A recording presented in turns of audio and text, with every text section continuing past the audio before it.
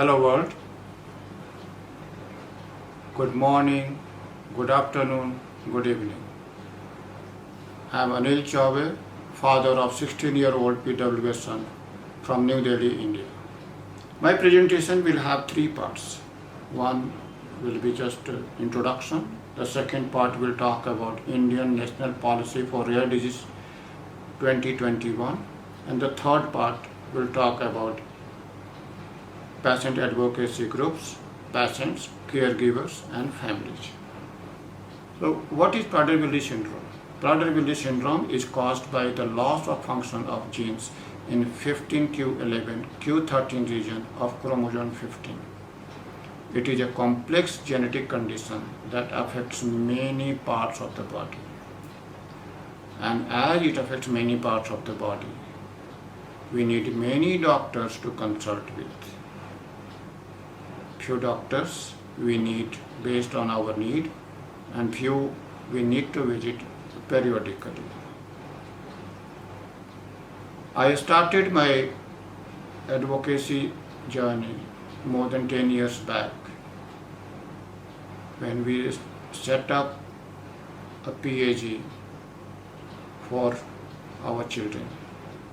Last year, in fact, a couple of years back, I had written a letter to Prime Minister of India through the Member of Parliament to include Prader-Willi syndrome in the rare disease policy.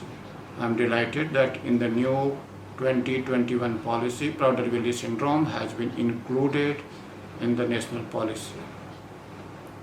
So what is National Policy for Rare Diseases 2021? It talks about rare diseases, issues and challenges. It defines the rare disease. It talks about prevention and control of rare disease. It talks about what are the support available from Government of India in treatment and how we can increase the affordability of drug related to rare disease. So rare diseases has its own issue and challenges. The biggest challenge is national registry. Diagnosis of rare disease. There is a big challenge in research and development, and there are challenges in treatment. The policy defines rare disease policies in three parts. Group 1 is disorders amenable to one-time curative treatment. Part 2 or Group 2 defines diseases requiring long-term lifelong treatment with lower cost of treatment. Under this category, they have put Prader-Willi syndrome. And Group 3 is diseases for which definitive treatment is available, but challenges are very high cost and lifelong therapy. It talks about prevention and control of rare diseases. It talks about center of excellence. They have set up few institutes as a center of excellence, which are already pioneer in their own field. They have also defined the roles and responsibilities of center of excellences.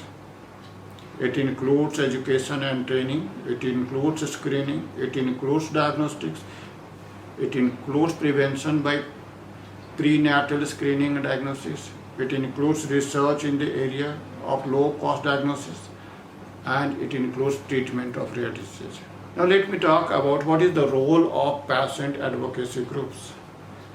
Patient advocacy groups are the biggest support for the patient, the caregivers and the family.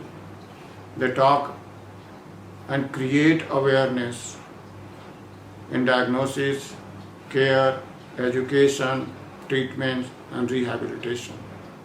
They help in research, and then not only put pressure on the government, but also they connect the patients and families with the governments. However, the present scenario in India for rare diseases has its own strength, weaknesses, opportunities and threats. Whenever I talk to patients, caregivers and families, my message to them is Never get upset, never get disheartened. You are the support. And please never compare two families or two children. Believe me or not, you know that no two individuals are same. Everyone is unique, and each unique person have good qualities. Everything starts at home. My request to all the families is please always register with the National Registry. It helps the government to make the policy for you.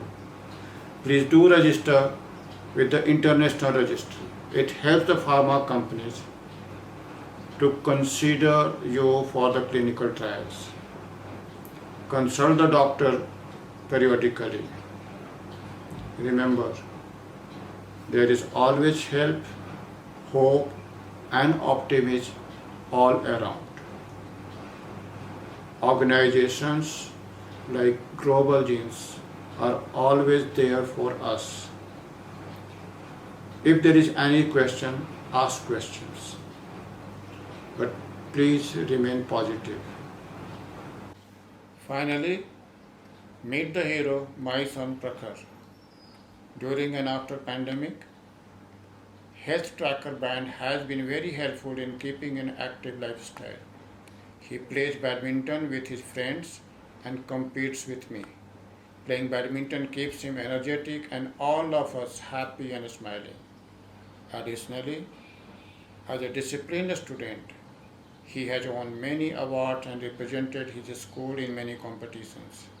He loves animals, outdoor games, indoor games, and mobile games. Prakhar completed continuously more than 500 days of 8,000 steps every day, which measures around 6 to 7 kilometers per day.